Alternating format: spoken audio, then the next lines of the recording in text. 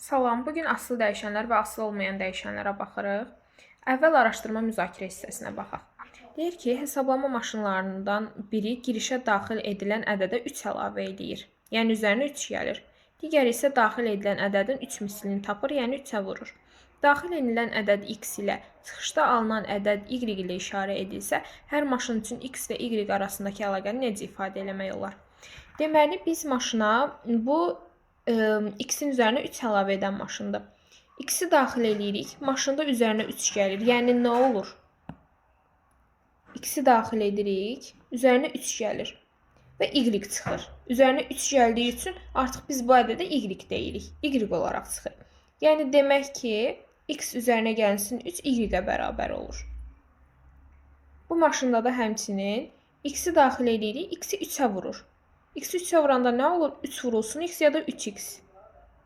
Bu ədədi də biz y adlandırırıq. Y olaraq çıxır maşından. Yəni 3x bərabərdir y yazırıq. Beləliklə x və y arasındakı əlaqəni birinci maşında x üzərinə gəlsin 3 bərabərdir y, ikincidə də 3x bərabərdir y şəklində ifadə elədik. İndi gəlin öyrənmə hissəsinə baxaq. Deyir ki, uzunluq, kütlə, zaman, temperatur, sürət kəmiyyətlərdir. Hər kəmiyyətin öz ölçü vahidi var. Metr, kiloqram, saat və s. Kəmiyyətin qiyməti ölçməklə yaxud hesablamaqla tapılır. Bəzi kəmiyyətlərin qiyməti başqa kəmiyyətlərdən asılı olur. Məsələn, kvadratın perimetri onun tərəfindən, düzbucaqlının sahəsi onun eni və uzunluğundan, gedilən yol isə sürət və zamandan asılıdır. Riyaziyyatda bu asılılıqlar düsturla ifadə edilir. Düsturda hər kəmiyyət müəyyən hərflə işarə olunur. Burada bizə 3 dənə düstur verib, kvadratın perimetrinin düsturu. Tərəflər A ilə işarə olunub, perimetr P ilə P bərabərdir 4A. Düzbucaqlının sahəsi düsturu. Tərəfləri A və B, sahəsi S, S bərabərdir A vurulsun B. Gedilən yolun düsturu. Sürət V, zaman T, gedilən ümumi yol S, S bərabərdir V vurulsun T. Adətən düsturlarda asılı kəmiyyət bərabərliyin sol tərəfində, asılı olmayan isə sağ tərəfində yazılır. Bəzi məsələləri həll etmək üçün bir kəmiyyəti digəri ilə ifadə etmək olar. Burada asılı kəmiyyət deyəndə, asılı olmayan kəmiyyət deyəndə nələri nəzərdə tutur? Məsələn, gəlin bu A-ya 5 verək, B-yə də 4 verək. S 20 olur da, düzdür. S-in 20 olmasının səbəbi nə idi? A ilə B-də, düzdür. Yəni, S A ilə B-dən bərabərliyin sağ tərəfindən asılıdır. S asılı olan tərəfdir. A və B, yəni sağ tərəf isə asılı olmayan tərəfdir. Bizə nümunə verilib. Bir idman köynəyinin qiyməti 10 manatdır. Bu köynəklərin satışından daxil olan məbləğin satılan köynəklərin sayından asılılığını düsturla necə ifadə etmək olar? Həllində də verilib ki, gün ərzində satılan köynəklərin sayını x ilə işarə eləyək, satışdan daxil olan məbləği isə y ilə işarə eləyək. Bu köynəklərin sayıdır 1, 2, 3, 4 və x-ə kimi gedib. Daxil olan məbləğ də y-dir. Y nədir? 10, 20, 30, 40 və 10x-ə qədər gedir. Biz burada daxil olan məbləği tapanda nə edirik? Bir köynəyin qiyməti nə qədər idi? 10 manat idi də, düz deyil. Satılan köynəyin biz burada sayını veririk. 1, 2, 3 və s. Biz burada o sayı bir köynəyin qiymətinə vururuq və ümumi qiyməti alırıq. 2-ni 10-a vururuq, 20 alırıq. Burada 3-ü 10-a vururuq, 30 alırıq. Bunların hamısı y-dir. Amma yekunda sonsuzluğa qədər gedə bilərək bu satılan köynəklərin sayı. Ona görə biz bunu nöqtə-nöqtə qoyub x veririk və ümumi daxil olan məbləği, yəni y-i x vurulsun 10 ilə işarə edirik. Yəni bizim düsturumuz bu olur. X-in yerinə də, yəni satılan köynəyin sayı olaraq da nəyi nəzərdə tutursunuz tutun, vururuq 10-a və daxil olan məbləği, yəni y-i alırıq. Və öyrənmə hissəsində deyildiyi kimi, burada sol tərəf, yəni y bərabərliyin sağ tərəfindəki olan dəyişəndən, yəni x-dən asılıdır. Burada x asılı olmayan dəyişəndir, amma y asılı olan dəyişəndir. Köynəyin qiyməti məlum olduqda gün ərzində satılan köynəklərdən daxil olan məbləğ satılan köynəklərin sayından asılıdır. Bəli, dediyim kimi, y x-dən asılıdır, amma x y-dən asılı deyil. Bu zaman gün ərzində daxil olan məbləğin, yəni y-in, satılan köynəklərin sayından x asılılığını belə ifadə etmək olar. Bəli, y bərabərdir 10x. Yadda saxla.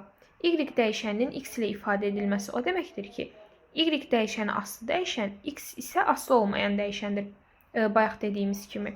Başqa sözlə y dəyişəni x dəyişənindən asılıdır. Bəli. Y dəyişəni aslı dəyişən, x dəyişəni isə aslı olmayan dəyişəndir. Başlayaq çalışmalara. Tapşırıqları yerinə yetirin. Nümunədə bizə deyir ki, düzbucaqlının eni 2 metrdir. Gəlin bir düzbucaqlı çəkək. Düzbucaqlının uzunluğu B, eni də bizə 2 metr vermişdi. Sahəsi isə S ilə işarə etməklə S-in B-dən asılılığını düsturla ifadə edir. Deməli, bizim sahəmiz S-dir, enimiz 2, uzunluğumuz da B. Normalda S-in düsturu nə idi? A vurulsun B idi də, düz deyil. Burada bizim uzunluğumuz yenə də B idi, amma enimizi bizə artıq verib də 2, düz deyil. Ona görə biz yazırıq S bərabərdir 2 vurulsun B. Yəni S bərabərdir 2B. Burada da S-in B-dən asılılığı belədir ki, S B-dən asılıdır. Yəni B-yə hansı qiymət versəm, S ona görə qiymət alacaq. Ona görə də S B-dən asılıdır, amma B S-dən asılı deyil. Burada S asılı dəyişəndir, B asılı olmayan dəyişəndir. Burada açıqlama da verib, amma onsuz da biz bunu bilirik ki, düzbucaqlının sayısı onun eni ilə uzunluğunun hasilinə bərabərdir. Həll edə bəli, S bərabərdir 2B-dir. Başlayaq A variantından. Deyir ki, hər qutuda 12 karandaş var. Qutuların sayını n. Gəlin bunu təsvir eləməklə həll eləyək.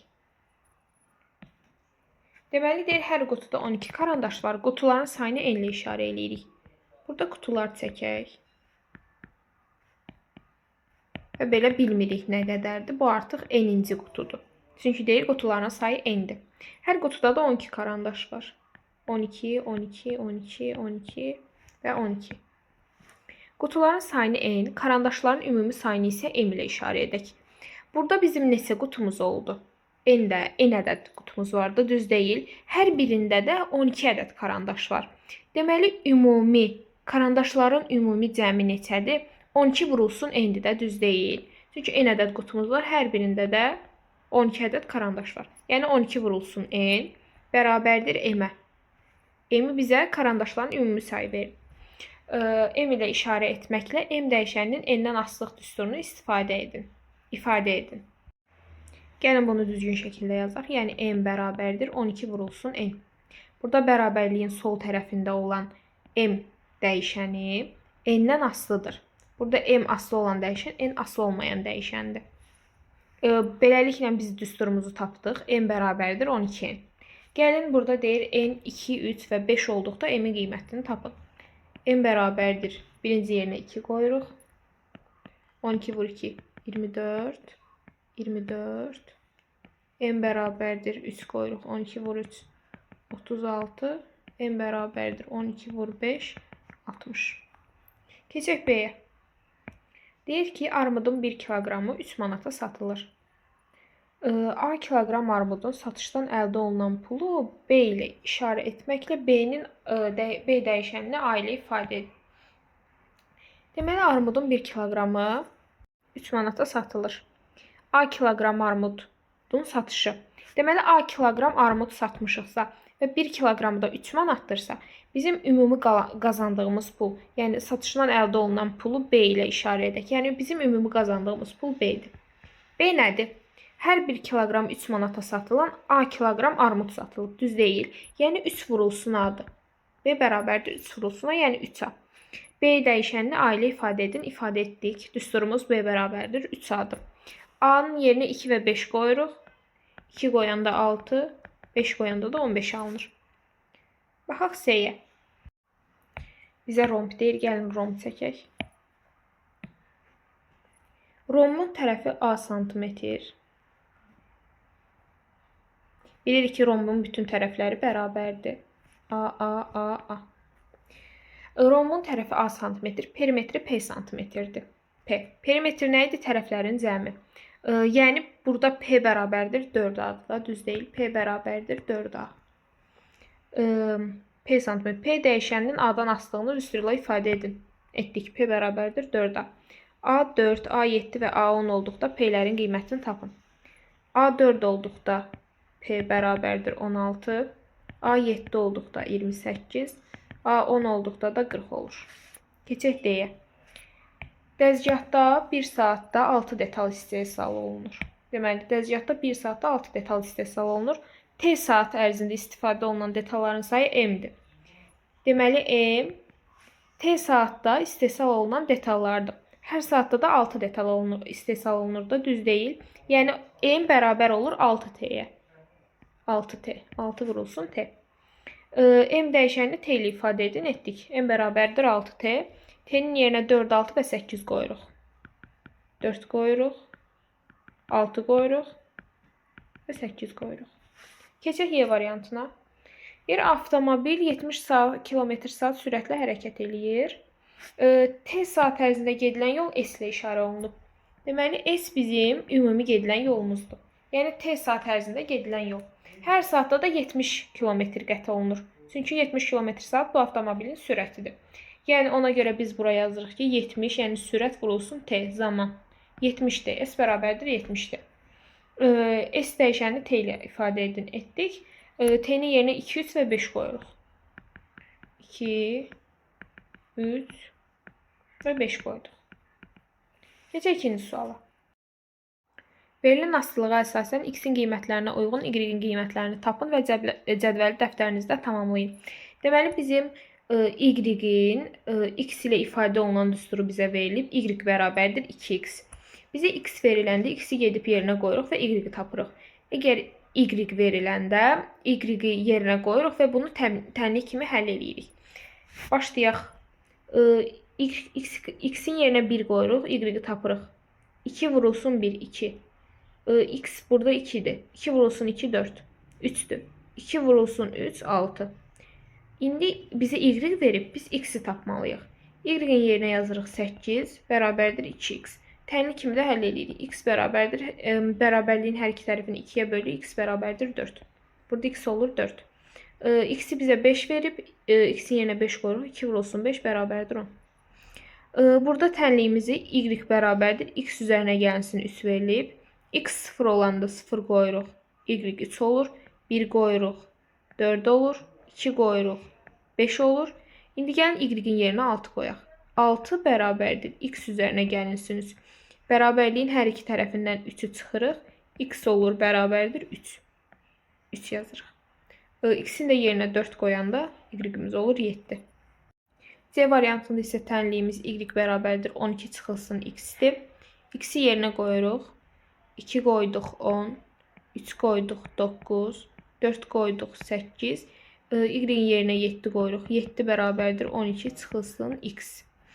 Bunu da tənlik kimi həll edirik. X də bərabərdir olur 5. 5. Son olaraq x-in yerinə 6 qoyuruq. 12-dən də 6 çıxırıq. Cavabımız olur 6. Keçək üçüncü suala. Verilən cədvələ görə dəyişənlər arasında asılılığı düsturla ifadə edin və cədvəl dəftərinizdə tamamlayın. Bizə tənlik verilməyib. Amma x və y-lərin hamısı verilib. Birindən başqa biz o birində biz tamamlayırıq. Yəni, asılılıq düsturunu biz özümüz baxırıq və özümüz ifadə eləməliyik.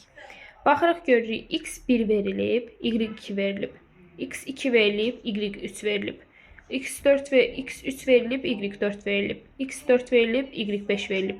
Yəni, baxırıq, görürük ki, y x-dən bir vahid çoxdur da, x-in üzərinə 1 gəlib, y almışıq. Yəni, burada bizim asılılıq tənliyimiz x üzərinə gəlsin 1-dir. Y bərabərdir, x üzərinə gəlsin 1. Sonuncu boşluğu da belə tamamlayırıq. X-in yerinə 5 qoyuruq, 5 üzərinə gəlsin 1, olur 6. Baxaq B variantına. X-i 1 verib, y-i 4 alıb. X-i 2 verib, y-i 8 alıb. X-i 3 verib, y-i 12 alıb. Biz baxıb görürük ki, x-i 3-ə vurub, 4-ə vurub daha doğrusu y almışıq. 1-i 4-ə vururuq, 4, 2-ni 4-ə vururuq, 8, 3-ü 4-ə vururuq, 12, 4-ü 4-ə vururuq, 16. Buna görə də bizim asılılıq tənliyimiz belə olacaq ki, y bərabərdir 4 vurulsun x, yəni 4x. Burada son olaraq 5-i, yəni x-i yerinə qoyuruq. 4 vurulsun 5 də olur 20. Baxaq C variantına son olaraq. X-i 1 verib, y-i 4 verib. X-i 2 verib, y-i 5 verib. 3, 6, 4, 7. Baxırıq, görürük ki, hər birində x-in üzərinə 3 gəlməklə y-ə bərabər eləyib. Yəni, burada da asılılıq tənliyimiz olur. Y bərabərdir, x üzərinə gəlsin 3. Burada da son olaraq x-i yerinə qoyuruq 5. 5 üzərinə gəlsin 3, cavabımız olur 8.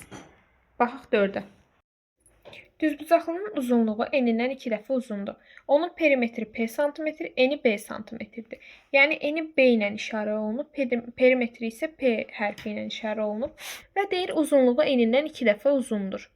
Yəni uzunluğa da C deyək.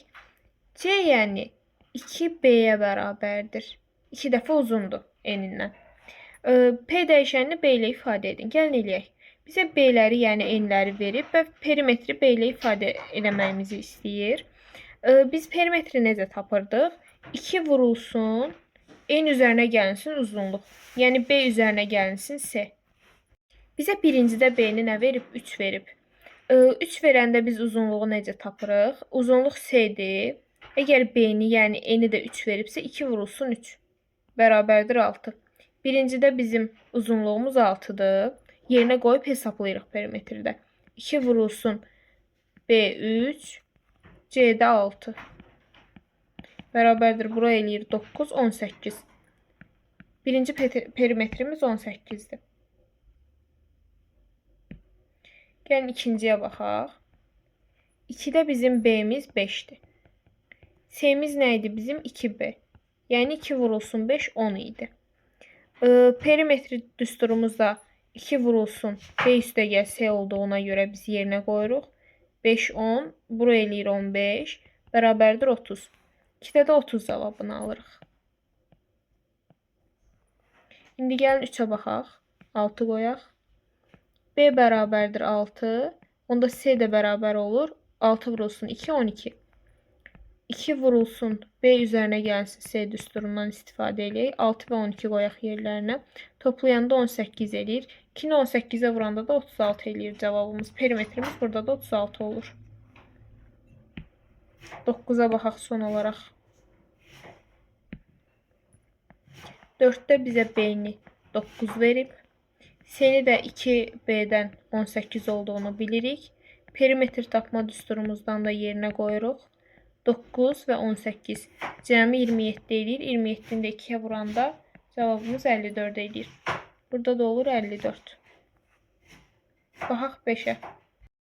Deyir ki, hesablama maşınının girişinə daxil edilən X ədədi üzərində müəyyən əməllər icra edilərək çıxışda Y ədədi alınır.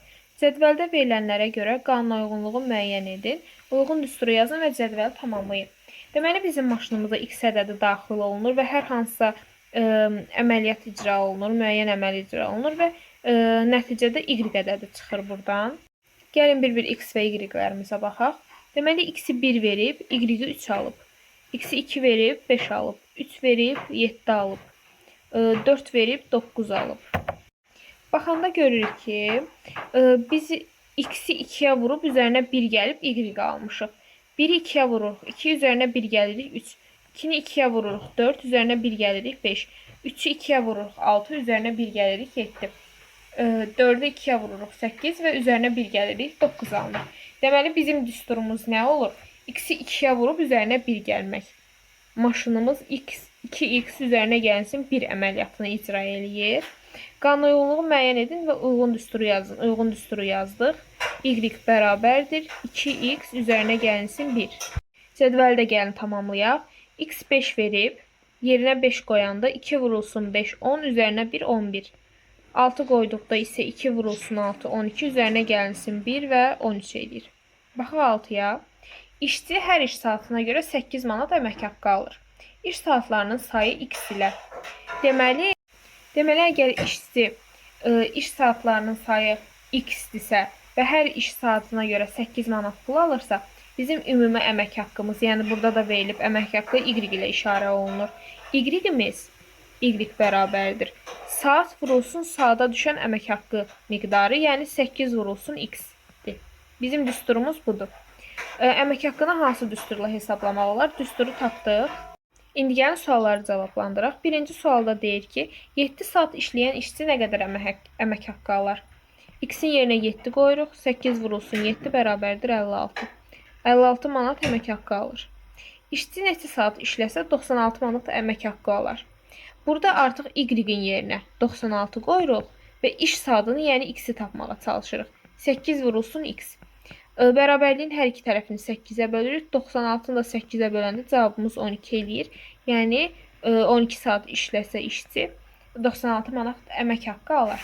Baxaq 7-yə. Deyir ki, səndə 2000 litr su var. Ağacları suvarmağa hər dəqiqədə 5 litr su sərf olunur.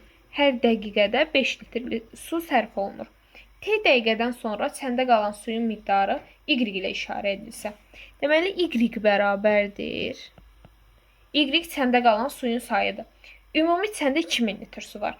Gəlin yazaq ki, biz Y bərabərdir 2000, azalıb da düzdür səndə olan su. Çıxılsın və bura biz müəyyən düsturumuzu yazmalıyıq. Deyir ki, hər dəqiqədə 5 litr su sərf olunub və T dəqiqədən sonra səndə qalan suyun miqdarı Y ilə işarə olunub. Hər dəqiqədə 5 litr su sərf olunub və T dəqiqə keçib. Yəni 2000 çıxılsın, 5 vurulsun, hər dəqiqədə sərf olunan suyun miqdarı və vurulsun dəqiqə 5T. Bizim düsturumuz bu olur. 2000 çıxılsın 5T. Burada var. Bu deyil. Bu deyil və bu da deyil. 7-ni də beləliklə bitirdik. Baxaq bu öyrənmə hissəsinə. Deyir, dəyişənlər arasında asılılığın qrafiklə təsvir edir başlığımız. Dəyişənlər arasında asılılığı qrafiklə təsvir etmək olar. Bunun üçün əvvəlcə asılı olmayan dəyişənin, yəni x-in, bir neçə qiymətinə asılı dəyişənin, yəni y-in uyğun qiymətləri tapılır və cədvəldə qeyd edilir.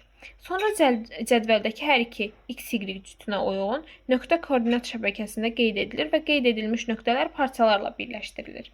Bizim nümunə bu düsturu verib, y bərabərdir x plus 3 düsturu ilə verilən asılılığı qrafiklə belə təsvir eləmək olar. Birinci addım olaraq x-in bir neçə qiymətinə uyğun y-in qiymətləri tapılır və cədvəldə qeyd edilir. Düsturumuzu burada qeyd edirik. X-i sıfırdan başlayaraq bir neçə ədəd veririk və beləliklə y-i tapırıq. İkinci mərhələdə koordinat şəbəkəsi çəkilir. Üfüqi ox x, şaqili ox isə y ilə işarə olunur. Koordinat şəbəkəsini onsuz da tanıyırıq əvvəlki mövzulardan. İkinci mərhələdə yəni koordinat şəbəkəsi çəkirik. Üçüncü mərhələdə cədvələ əsasən koordinat şəbəkəsində bu koordinatlara uyğun nöqtələr qeyd edilir. Yəni burada x verilib və y tapılıb. Baxın, bu bizim bir koordinatımızdır. Bu bir koordinat. Bu bir koordinat. Yəni yanaşı yazılan x və y-lər əslində bir koordinatdır və biz koordinat şəbəkəsində bu koordinatları qeyd edirik. Və son mərhələdə də, yəni 4-cü mərhələdə nöqtələr parçalarla ardıcıl birləşdirilir. Yəni biz koordinat şəbəkəsində nöqtələri işarə eləmişdik və düz şəkildə də bu nöqtələri birləşdiririk. Beləliklə verilmiş düsturun, yəni y bərabərdir x üzərinə gəlsin 3 düsturunun biz koordinat şəbəkəsində qrafik təsvirini almış oluruq. Keçək 8-ci misala. Verilən asılılığa uyğun cədvəli və qrafiki dəftərinizdə tamamlayın. Deməli, bizə düsturumuz verilib, x-lər verilib 0-dan 3-ə kimi, 0, 1, burada 2 olmalıdır. 3, x-i 3 yerinə qoyanda nə olur? Y 5 olur. Deməli, bizim cütlüklərimiz bunlardır, x və y cütlüklərimiz, yəni koordinatda işarələməli olduğumuz nöqtələr. 0, 2 cütü, 1, 3 cütü, 2, 4 cütü və 3, 5 cütü. Bura 0'dır. 1, 2, 3, 4. 1, 2, 3, 4, 5 və 6. Gəlin bir-bir bu nöqtələri yerinə yazaq. Deməli, x 0'dır. X oxumuz 0'dır. Y də 2'dir və işarə olunub bu nöqtə. X 1'dir. Y-imiz 3'dür. Bu nöqtədə işarə olunub.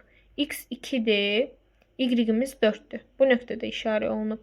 X 3'dür. Y-imiz 5'dir. Bu nöqtəni də biz işarə eləyirik və xəttimizi çəkirik. Baxaq B variantına. Burada da düsturumuz y bərabərdir 2x-dir. 0, 1, 2. Burada biz 3 yazırıq. Ardıcıl ədədlər yazmalıyıq. 0 qoyanda 0 olur. 1 qoyanda 2 olur. X-in yerinə 2 qoyaq. Y olur 4. X-in yerinə də 3 qoyanda həqiqətən 6 olur. Bunu koordinat şəbəkəsində də yazaq. Deməli, x0, y0 qeyd olunub. x1, y2. x1, y-də 2. Bu da qeyd olunub. x2, y4. x2, y4 qeyd eləyirik. X 3, Y 6. Bura 5 idi, burada 6'dır. Və 6. Düz xəttimizi də çəkirik. Və beləliklə bunu da tamamladıq. Baxaq 9-cu misala. Deyir ki, verilən asılığa uyğun cədvəl tərtib edin və qrafik qurun. A variantında bizə hansı düstur verilib? Y bərabər olsun 3x. Deməli, biz buna uyğun cədvəl tərtib edib və qrafik qurmalıyıq. İlk öncə cədvəl quraq. Gəlin. X və Y işarə eləyək. Gəlin X-ə 0 verək. X-ə 0 verəndə nə olur? X-in yerinə 0 qoyuruq. 0 vurulsun 3. Y-imiz də 0 eləyir. Gəlin X-ə 1 verək. X-in yerinə 1 qoyuruq. 3 vurulsun 1. Y-imiz də 3 eləyir. X-in yerinə 2 verək. 3 vurulsun 2 olur 6. X-in yerinə 3 verək. 3 vurulsun 3 nə eləyir? 9. Bu qədər kifayətdir. Cədvəlimizi tərtib elədik. İndi gəlin qrafik quraq.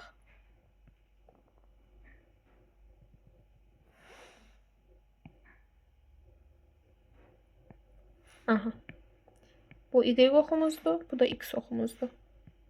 0, 1, 2, 3, 4, 5, 6. Bu qədər kifayətdir. 1, 2, 3, 4, 5, 6, 7. Bura 8'dir. Bura da olur 9. Deməli, X-imiz 0 olanda Y-imiz də 0 olub. Yəni bizim üçün qələmin rəngini dəyişək. Yəni bizim üçün bura bir nöqtədir. 0, 0 nöqtəsi. X-imiz 1 olanda Y-imiz 3 olub. X-imiz 1 olanda Y-imiz 3 olub. Burada bizim üçün bir nöqtədir. Daha sonra X 2 olur. Y-imiz 6 olur. Burada bizim nöqtəmizdir. X 3 olur. Y də 9 olur. 9 buradır. Bu da bizim nöqtəmizdir və gəlin bu düz xətt olaraq birləşdirək bu nöqtələri. Bu da bizim olur qrafikimiz. Keçək B variantına.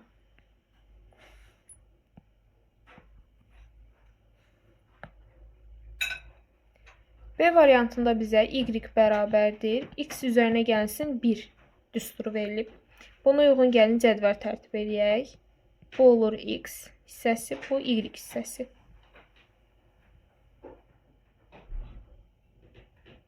X-ə veririk 1. Y nə olur? X-in yerinə 1 qoyuruq, Y olur 2. X-a 2 veririk. 2 qoyuruq, Y-imiz olur 3. 3 veririk, üzərinə 1 gəlirik 4. 4 veririk 5. 5 veririk 6. Gəlin indi koordinat sistemində bunu çəkək. X oxumuz, Y oxumuz. 0, 1, 2, 3, 4, 5, 6, 7. 1, 2, 3, 4, 5, 6, 7. Aha. X 1 olanda Y olur 2. Bu bizim bir nöqtəmiz. X 2 olanda Y olur 3. Bu bizim bir nöqtəmiz. X 3 olanda Y olur 4. Bu bizim bir nöqtəmiz. X 4 olanda Y olur 5 və X 5 olanda Y də olur 6. Bunları da belə birləşdiririk. Keçək C-yə.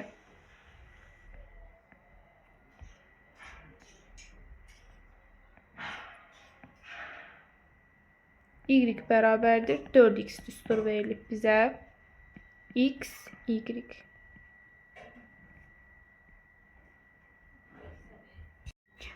Bu yuxarıda X-ə ilk öncə 0 da verməli idik. 0 verəndə Y-də 1 olacaqdı. Burada bu nöqtədə olmalı idi. Buradakı nöqtədə olmalı idi və düz xətt belə birləşməli idi. 0 unutdum orada. Burada da gəlin birinci 0 verək. 0 verəndə Y-imiz də 0 olur. 1 verəndə 1 4-ə vururuq. Y 4 olur. 2 verəndə Y 8 olur. 3 verəndə də Y 12 olur.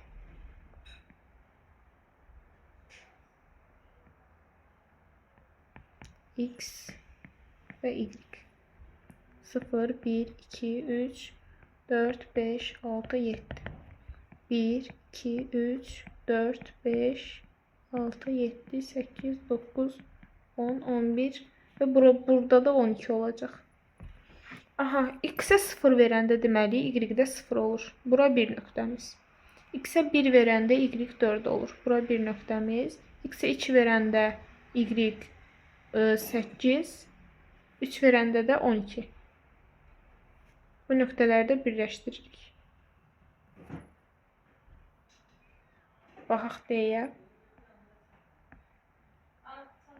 Y bərabərdir. X üzərinə gəlsin 4. X, Y.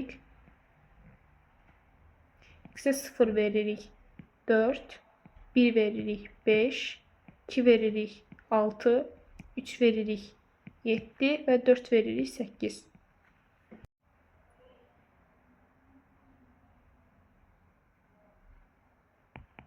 X oxu, Y oxu.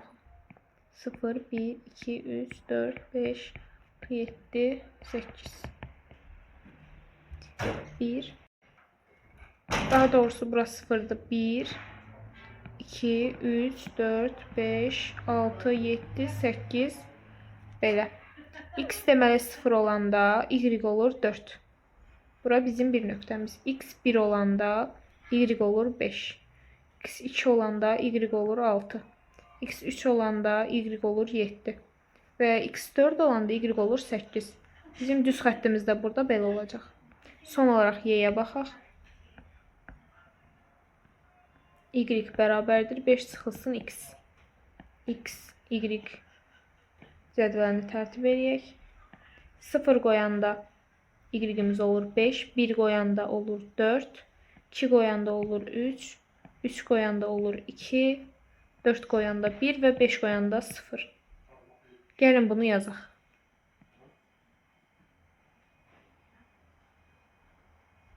X oxumuz, Y oxumuz. 1, 2, 3, 4, 5. 1, 2, 3, 4, 5. Aha. Deməli, X 0 olanda Y-imiz olur 5. Bizim birinci nöqtəmiz buradır. Buradır. X 1 olanda Y olur 4. X 2 olanda Y olur 3. X 3 olanda Y olur 2. X 4 olanda Y olur 1. X 5 olanda da Y olur 0. Burada da düz xəttimiz bu şəkildə olacaq. Keçək 10-cu misala. Y bərabərdir x çıxılsın 8 asılılığının qrafikini qurun. Verilmiş koordinat cütlərindən bu asılılığa uyğun olanları müəyyən edin. Deməli biz Y bərabərdir 8 çıxılsın x düsturuna əsasən ilk öncə cədvəl tərtib eləməliyik və koordinat cütlərimizi tapmalıyıq. X, Y. Deməli, x-ə 0 veririk, Y olur 8. X-ə 1 veririk, olur 7. X-ə 2 veririk, olur 6. 3 veririk, olur 5. 4 veririk, olur 4. 5 veririk, olur 3. 6 veririk, olur 2. 7 veririk, olur 1. Və 8 veririk, olur 0. Bizim cütlərimiz 0, 8, 1, 7, 2, 6, 3, 5, 4, 4, 5, 3, 6, 2, 7, 1 və 8, 0'dır. İlk öncə baxaq görək bu cütlərdən asılığa uyğunları varmı? Deməli 3-5 cütümüz bizim var. Deməli A uyğundur. A doğrudur. 4-8. Bizim 4-8 cütümüz yoxdur. 2-6. Bəli, bizim 2-6 cütümüz var. C doğrudur. 5-3. Bəli, bizim 5-3-də cütümüz var. D də doğrudur. 8-0. Bizim 8-0'da cütümüz var. Deməli B-dən başqa bütün cütlərə sahibik. İndi gəlin bu asılığa qrafik quraq.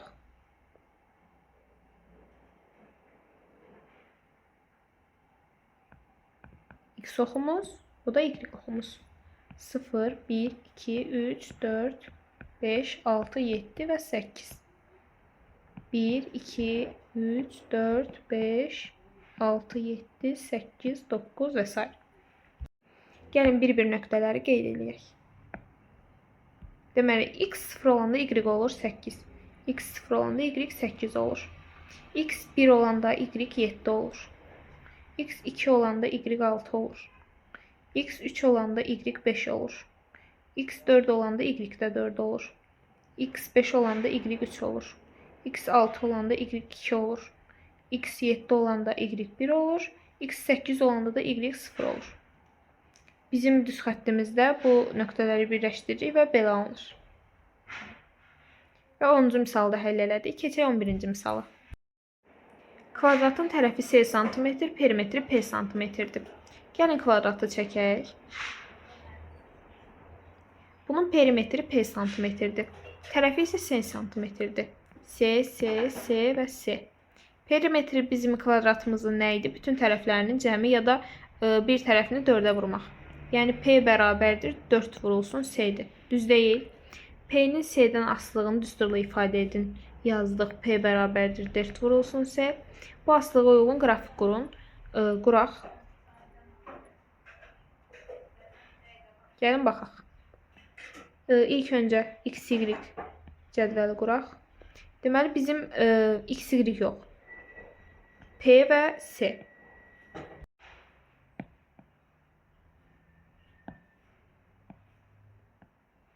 Bura S, burada P. Çünki P bizim nəticəmizdə ikinci olmalıdır. Bizim düsturumuz nə idi? P bərabərdir 4 vurulsun S. Gəlin S-yə 0 verməyək. Kvadratın tərəfi 0 ola bilməz. Amma gəlin verək. S 0 olanda P nə olur? 0, düzdür. S 1 olanda nə olur? 4. 2 olanda nə olur? 8. 3 olanda nə olur? 12. 4 olanda nə olur? 16. Gəlin buna əsasən qrafik çəkək.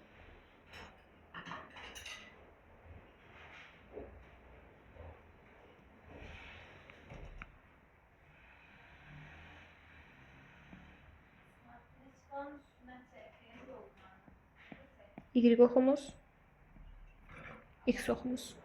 0. Bura qədər idi bizdə 4-ə kimi. 1, 2, 3 və 4. Burada 16-ya kimi çəkməliyik də, düz deyil. Bəli, Y-in, yəni P-nin maksimum həddi 16-dır. 1, 2, 3, 4, 5, 6, 7, 8, 9, 10, 11, 12, 13, 14, 15 və 16. 16 buradadır.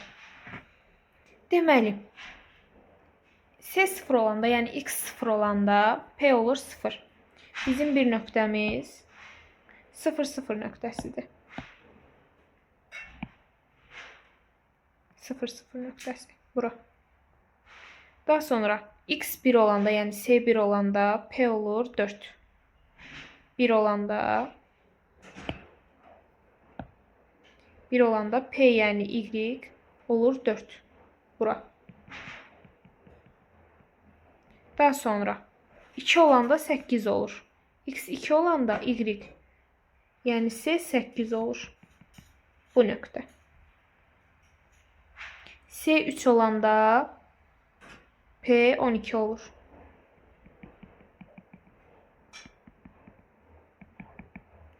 Yəni bura. Daha sonra X də 4 olanda 4-ə vururuq və 16 olur. Yəni bura. Və bu nöqtələri də birləşdiririk. Bu məsələmizin də qrafiki belə alınır. Düzdür, mən sərgəli çəkmədim, amma siz dəftərinizdə sərgəli çəkin. Bu asılığa uyğun qrafik qurduq. Qrafika əsasən tərəfi 2,5 olan kvadratın perimetrini müəyyən edin. S-yə, yəni X-ə 2,5 versək, tənliyə əsasən yerinə qoysaq, bizim P-miz 10 alınacaq. Düz deyil. P-yə yazırıq 10. 2,5 buradadır da, düz deyil. 2,5-in 10-a. Gəlin işarə edək cədvəlimizdə. Qrafika əsasən tərəfini müəyyən edin. Perimetrini də müəyyən edəndə görürük ki, 10 alınır. Keçək 12-ci misala. Bir də onu demək istəyirəm ki, mən bu qrafikdə qrafikin oxlarını yenə də X və Y kimi işarə elədim. Amma biz bilirik ki, onsuz bu X S-dir, yəni kvadratımızın tərəfi, Y də P-dir.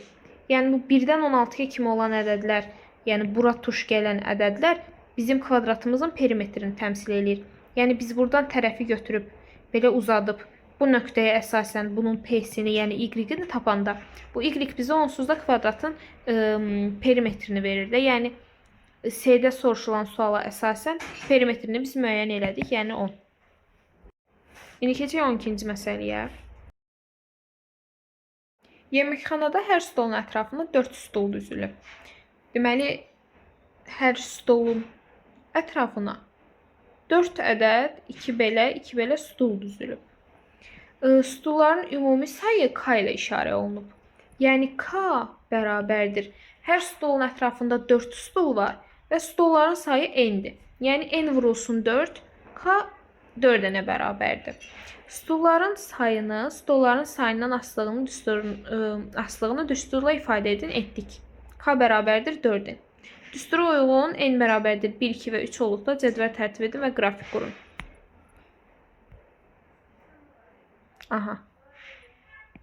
Qrafikimiz n və k olmalıdır. Bu bizim n'imiz x-dir, k-mız da y-dir. Bunu yadda saxlayın. Bizim düsturumuzda k vurulsun 4n-dir. N-in yerinə 0 qoyaq gəlin. 0 qoyuruq. K-mız da 0 eləyir. N-in yerinə 1 qoyuruq. K-mız 4 eləyir. 2 qoyuruq. 8 eləyir və 3 qoyuruq. 12 eləyir. Bu bizim cədvəlimiz. Qrafikimizdə gəlin quraq. Y oxu, yəni K oxu. X oxu, yəni N oxu.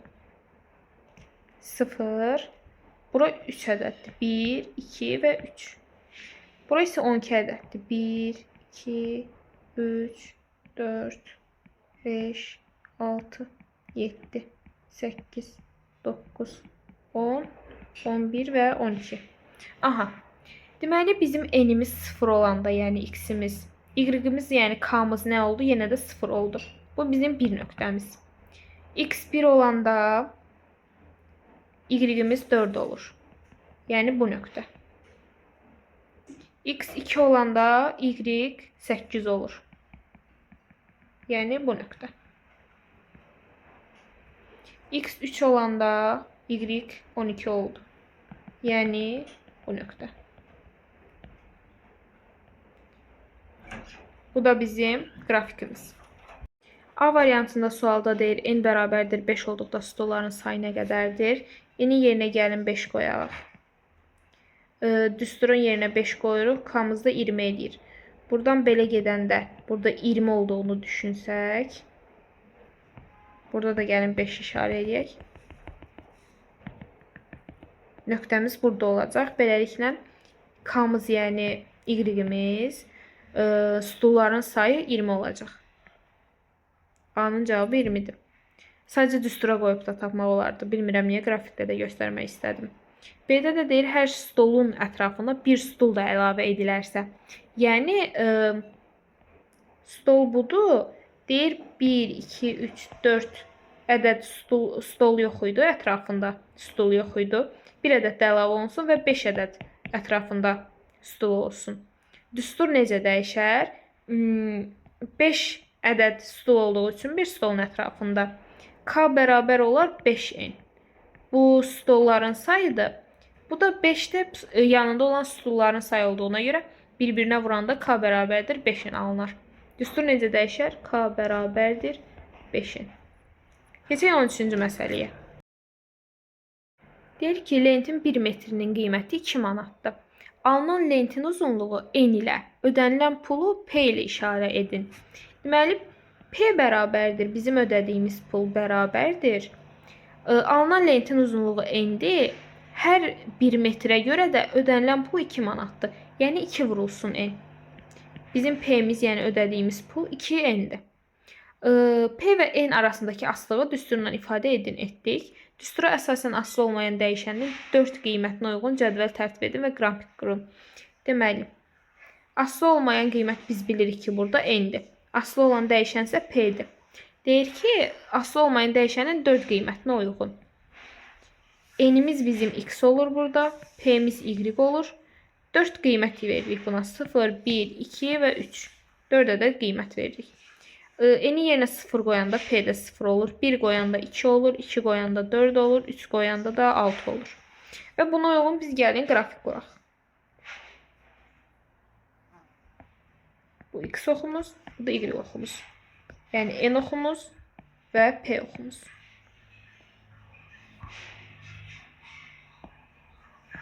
Bura olur 1. Bura olur 2. Burada olur 3. 1, 2, 3, 4, 5 ve 6. Aha. En 0 olanda bizim P'miz de 0 olur.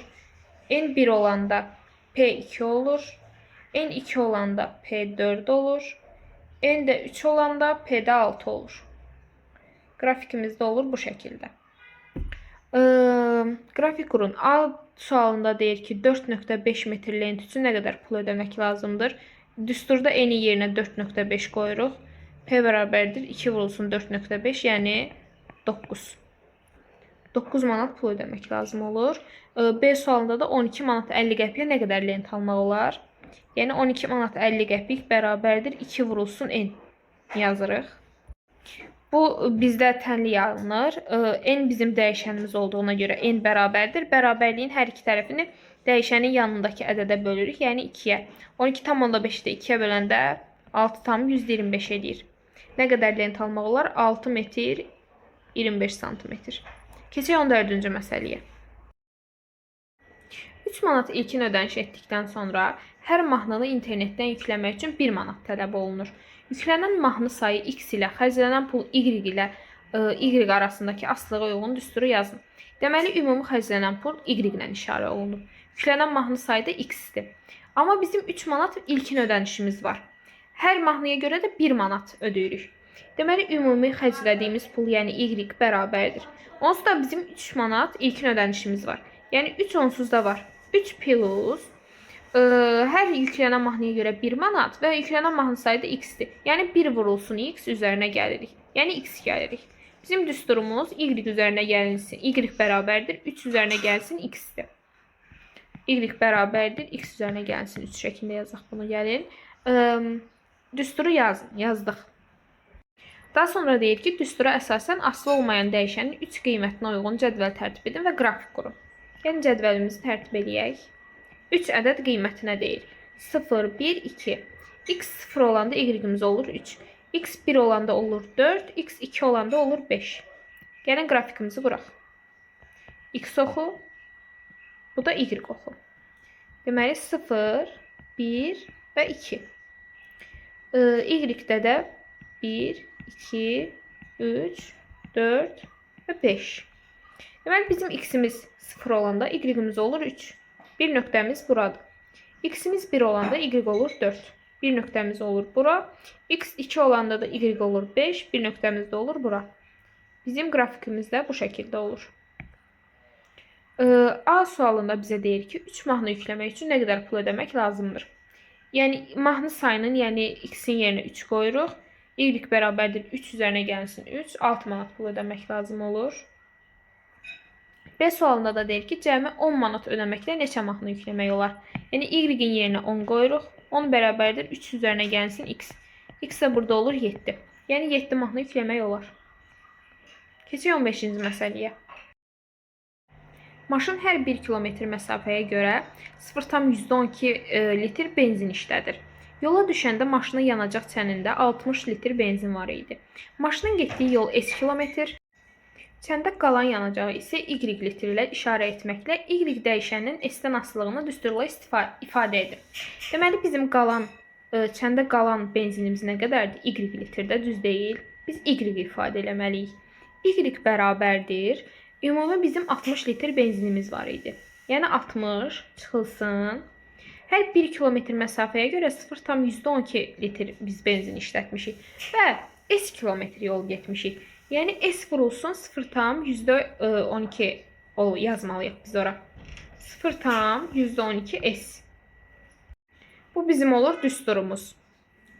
Aslığını düsturla ifadə etdik. Birinci sualda soruşur ki, S bərabərdir 50, 100 olduqda y-in qiymətini tapın. S-in yerinə gəlin 50 qoyaq. 0,12 vurulsun 50 eləyir 6 litr. Burada 6 qoyuruq. Y-imiz olur 54. Birinci cavabımız olur 54. Daha sonra S-in yerinə 100 qoyanda 0,12 vurulsun 100 12 litr eləyir. Burada da bu ifadənin yerinə 12 litr yazırıq və 60-dan 12 çıxırıq. Burada cavabımız eləyir 48. Burada cavablarımız 54 və 48-dir. İkinci sualda deyir, maşın 400 km getdikdə kəndə neçə litr benzin qalar? S-in yerinə gəlin 400 yazaq. 0,2 vurulsun 400. Eləyir 48. 60-dan da 48 çıxırıq 12. Burada 2 sıfıra görə vergül işarəsi gedir. 12 qalır. 12 vuruq 4-ə 48. Üçüncü sualda deyir ki, kəndə qalan benzin daha neçə kilometr yol getməyə çatar? Bizim ilk düsturumuza əsasən yox. Burada kəndə qalan benzin. Nə qədər benzin qalmışdı? Neçə litr benzin qalar? 12 litr benzin qalıb. Qalan benzinə daha neçə kilometr yol getməyə çatar?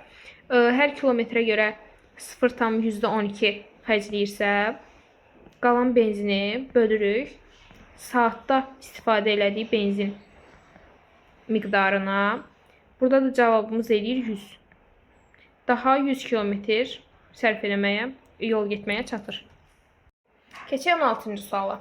Deyir ki, qrafikdə İlbizin getdiyi yol ilə bu yola sərf olunan zaman arasındakı asılıq təsvir edilib. Qrafikə görə suallara cavab verin. İlbiz 3 dəqiqə ərzində nə qədər yol qət etdi? Zaman olan oxdan 3-ü tapırıq və yuxarı çıxırıq Y-ə doğru, yəni yola doğru. Burada nöqtənin, düz xəttin üzərində nöqtəmizi qoyuruq. Burada hansı rəqəm ilə yan-yana düşür? 6 ilə düz deyil. Deməli 6 sm məsafə qət eləyib. 6 sm. Gedilən yolun S zamandan T asılıq düsturunu necə yazmaq olar? Deməli, X, yəni T 0 veriləndə bizim zamanımız da 0 olub. Amma zaman 1 veriləndə bizim yolumuz 2 olub. Zaman 2 veriləndə bizim yolumuz 4 olub. 3 veriləndə 6 olub. 4 veriləndə 8 olub. Deməli, bizim asılıq qrafikimiz S bərabərdir 2 vurulsun T'dir. Yol bərabərdir zaman vurulsun 2-də, yəni. Düsturunu necə yazmaq olar? S bərabərdir 2 vurulsun T. Qrafika baxanda bunu görə bilirik. Bu düstura əsasən 8 dəqiqədən sonra İlbiz nə qədər yol gedər? Dəqiqənin, yəni T'nin yerinə 8 qoyuruq. Cavab olur 16. Qrafikdə, yəni 4-8 koordinat nöqtəsində koordinat cütü hansı mənanı bildirir? 4 və 8. Deməli, bu mənanı bildirir ki, zaman dəqiqə olaraq biz 4-cü dəqiqədəyik. Məsafə olaraq hansı məsafəyə? Yəni 8-ci məsafəyə uyğun gəlir bu 4-cü dəqiqə. Yəni biz 4-cü dəqiqədə 8 sm məsafə qət eləmişik. Bu mənanı bildirir. İlbiz neçə dəqiqədən sonra 10 sm yolu qət edər? Burada tənlik kimi yazırıq. S-in yerinə 10 qoyuruq və bərabər eləyirik 2T-yə. Burada da T-ni 5 olaraq tapırıq. Bunu qrafikdə davam etdirməklə necə tapmaq olar? T-ni 5 tapdığımız üçün 5. 5-dən yuxarı qalxırıq. Buradan da 10-u tapırıq. Bu kvadrat 9-dur, burada 10-dur. 10-u tapırıq, nöqtəmizi qoyuruq və beləcə davam elətdiririk. Keçək 17-ci məsələyə. Elxan dibçəkdə boyu 8 sm olan güləkdə. Onun məlumatına görə bu gül növü düzgün qulluq edildikdə müəyyən müddət ərzində hər gün 1 sm boyatmaqdadır. Günlərin sayı n ilə gülün boyu h arasında asılığı düsturla yazın. Deməli, gülün uzunluğu h bərabərdir. Onsuz da əvvəl 8 sm uzunluğundaymış. 8 üzərinə gəlinsin. Hər gün 1 sm boyatır və günlərin sayı da n-dir. Yəni 1 vurulsun n, yəni 8 üzərinə gəlsin n-dir bizim düsturumuz. Düsturunu yazdıq. Düstura əsasən aslı olmayan dəyişənin, yəni h-ın, yəni n-in taşdım. Burada aslı olan dəyişən h-dır. Aslı olmayan dəyişən n-dir. 3 qiymətinə uyğun cədvəl tərtib edin və qrafik qurun. Bunun 3 qiymətinə əsasən gəlin quraq. N yəni x, h yəni y. Cədvəl quraq. 0 olanda h olur 8, 1 olanda h olur 9, 2 olanda da h olur 10. 3 qiymətinə əsasən cədvəl tərtib elədik. Gəlin indi qrafikini çəkək.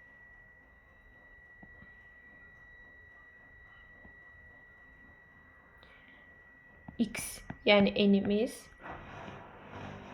y oxumuz yəni h-ımız, bitkimizin uzunluğu. Burada x-imiz 1 və 2-dən ibarətdir. H-ımız isə Y-imizi 10-a qədər yazmalıyıq. 1, 2, 3, 4, 5, 6, 7, 8, 9 və 10. X-imiz 0 olanda H-ımız olur 8. Bu bir nöqtəmiz. X-imiz 1 olanda H-ımız olur 9. Bu bir nöqtəmiz. X-imiz də 2 olanda H-ımız olur 10. Bu da bir nöqtəmiz. Düz xəttimiz belə alınacaq. Qrafiki qurduq. 2 həftə sonra gülün boyu nə qədər olar? 2 həftədə deməli neçə gün var? 14 gün var da, düzdür. Hər günə də deməli 1 sm boy atır. Bizim düsturumuzda h bərabərdir 8 üzərinə gəlsin endi. Yəni h üzərinə h bərabərdir 8 üzərinə gəlsin. Enimiz də nə idi? 14. 22. Boyu 22 sm olar. Neçə gündən sonra gülün boyu 30 sm olacaq. Gəlin h-ın yerinə 30 qoyaq. 30 bərabərdir 8 üzərinə gəlsin n. Burada da enimiz olur 22. Cavabımız olur 22. Keçək 18-ci məsələyə. Şəkildə 600 metr məsafəyə idman yerişi üzrə yarışda 2 atletin qət etdikləri məsafələrin zamandan asılıq qrafikləri verilib. Gəlin sualları cavablandıraq. Birinci sualda deyir, hansı atlet qalib gəldi? Baxaq, hər iki atlet görürük ki, maksimum, yəni 600 metr məsafə qət edib. 600 metrdə dayanıblar. Amma birinci atlet, baxın 600 metrə uyğun olan zaman hansıdır? 150 saniyəyə qət edib bu məsafəni. Amma ikinci atlet 200 saniyəyə qət edib. Biz bilirik ki, daha az vaxtda, yəni 150 saniyəyə qət edən atlet qazanıb. Yəni birinci atlet. Birinci atlet qalib gəlib. İkinci sualda deyir, atletlərin hər biri bu məsafəni nə qədər vaxtda başa vurdu? Biz bildik ki, birinci atlet 150 saniyəyə, ikinci atlet də 200 saniyəyə başa vurub. Onların hər birinin sürəti nə qədər oldu? Bizim düsturumuz nə idi? Məsafə düsturumuz. S bərabərdir V vurulsun T deyildi. Buradan T-ni tapmaq üçün nə edirdik? T bərabərdir S bölünsün V. Yəni ümumi yolu sürətə bölürdük, düz deyil. Sürəti tapmaq üçün bəs nə edirdik V-ni? S-i, yəni ümumi yolu zamana bölürdük. Hər atlet üçün də sürətlərini tapmaq üçün ümumi məsafəni zamana bölürük. Gəlin elə kiçikdən başlayaq, ya da elə 600-ü bölək. Birinci atlet 600 məsafəni qət eləyəndə nə qədər zamanı gedib? 150, düz deyil. Biz V-ni tapmaq üçün V1-in atletini. Ümumi məsafə, yəni 600-ü bölürük zamana, yəni 150-yə. Bizim cavabımız olur 4. Yəni bu 4 metr saniyədir. Birinci atletin sürəti. Yəni V2-ni tapaq. 600 bölünsün. İkinci atletin müddəti isə 200 saniyədir. 600 bölünsün 200. Cavabımız 3 edir. Yəni 3 metr böl saniyə. Bu da ikinci atletimizin sürətidir. Sürəti nə qədər olub? B-yə də cavab verdik. Onlar sürətlərini dəyişmədən hərəkəti davam etdirsəydilər, hər biri 900 metr məsafəni nə qədər vaxtda qət edərdi? 900 metr məsafəni biz hər birinin artıq sürətini bilirik, bölə bilərik. Deməli, birinci atletin sürəti nə qədər idi? 4 metr bölünsün saniyə. 900 metri gəlin bölək 4-ə. 2, 2, 5.